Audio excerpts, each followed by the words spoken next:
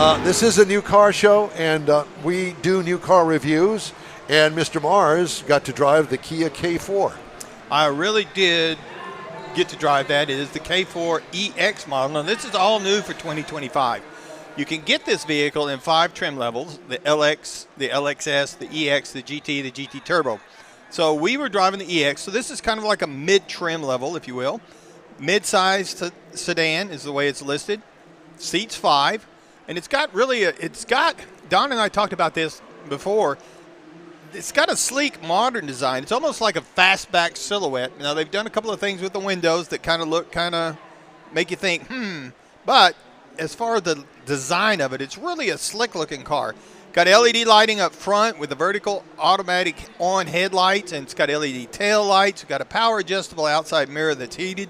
We were rolling on the optional 17-inch wheels. Now, I'm putting this in here because of that fastback design, as I call it, because it's not really a fastback, but it's a wannabe fastback, if you will. And it's when you open it, you've got a really large trunk space there. I mean, you could probably, I know Don's pretty tall, but you could probably put him and maybe half of him again in there and to fill it up. Now, on the inside of it, we had the premium cloth trim. Now, this is on the seating surfaces. So it's a very spacious interior. Got 60/40 folding rear seats, which opens that cargo area in the back up even further.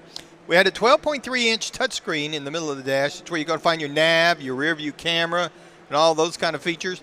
Had the wireless charger for Apple, Android wireless connections. Had front and rear USBs. Now, we also, in the vehicle we had the optional 12.3-inch instrument display. We used to call it a gauge pod. But it connects across to that 12.3-inch touchscreen where you're going to find all your nav and everything, and it makes it for a really nice layout there. It makes it look like everything flows really well across there. Now, you get up under the hood. 2.0-liter inline-4, 147 horsepower, 132 pound-feet of torque, backed by a CVT. Now, this doesn't sound like a lot, but in this midsize sedan, I thought this thing had plenty of power. There was a lot. I mean, it was fun to drive it. It's not a race car by any means, but it was fun to drive. EPA says you should be looking for 29 in the city, highway 39, combined 33. Now, I drove it 260 miles. Like I said, it's fun to drive. I averaged 31.0 miles per gallon, and I was very happy with that for the week. In fact, I was so happy with the way this thing rode and drove.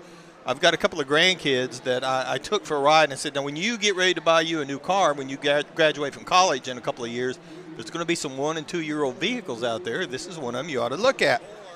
Now, it was surprisingly quiet inside of it. The suspension absorbs almost all of the road noise or road imperfections.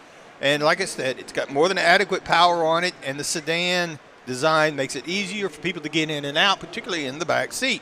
Now, base model price for this vehicle, which would be down at the LX, $21,990. Base trim price for the EX, $23,990. Now, our MSRP, because I mentioned a couple of options we had, $25,320, which I think is a lot of value there. Now, if you're looking for something to compare it to, go across and look at the Honda Civic that starts at $25,345. The Mazda, so cute. The Hyundai Elantra starts at $22,025. And then, of course, the Mazda 3 comes in at $23,950. So there's some things to compare it with. But I was really impressed with this vehicle, liked it a lot, and recommended it to some of my grandkids to look at. And that's my review of the 2025 Kia K4 EX. You know,